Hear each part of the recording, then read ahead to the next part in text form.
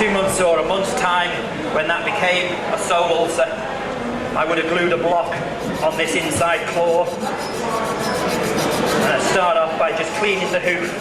I always use my rasp, but you can use the knife if there's any real thick pieces of dung on it. If you get it as clean as possible to get the glue to stick to it.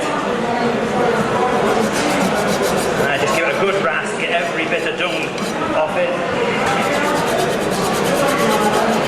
And then I get the hook of my knife and I'll just put a few scores in it like that.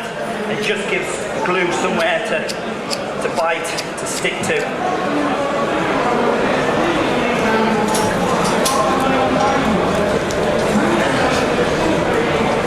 I use these cowslip ones, they're easy to put on.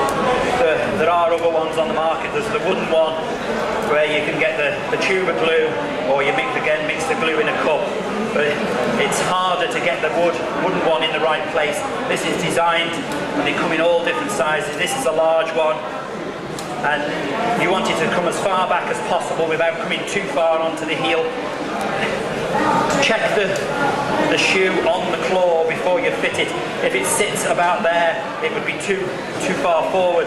So when you put a foot on the floor, it would sit up like this. And when you put the cow down and it does that, you're better off putting them straight back in the crush and taking it off. It needs to be sitting there like that so that it goes flat on the floor, or otherwise you'll damage the tendons in the heel here. Alan, if I had a sore finger and I went to the hospital, they'd put a bandage on the sore finger. Why the hell are you not putting a bandage on the sore hoof? Just by putting this on, it's not open. It's not an open wound, and the best thing to do would be to take the pressure off it. If you put a bandage on, you'd have to change it about 6 hours, 12 hours later, because that claw is going to go very soft, and then it'll be prone to bacteria. And just by putting that on and taking the weight off that claw, because you can see over there now there's at least half an inch difference between that, if not 3/4 of an inch, and she'll be carrying all the weight on this claw. Leave this on for about 6 to 8 weeks, because then after that you're reversing the problem, because you're putting all the weight on this claw. There's a possibility you get an ulcer under there because she's carrying all the weight.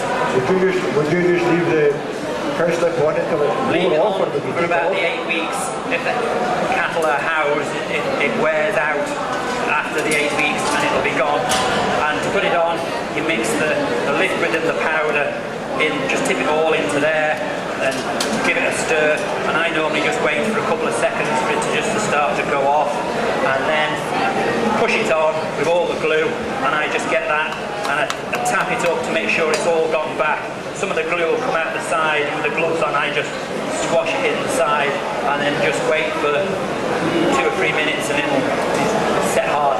The temptation is just to put the cow down as quick as possible, but then it'll fall off and you've got to do the whole process again. I quite often, if I'm trimming cows, I'll go and have a quick cup of tea while it's just going off, and just stand and watch it in the crush, and then once it's gone really hard, I just put the foot down and let it go. If anyone's got any questions, don't be afraid to put your hand up.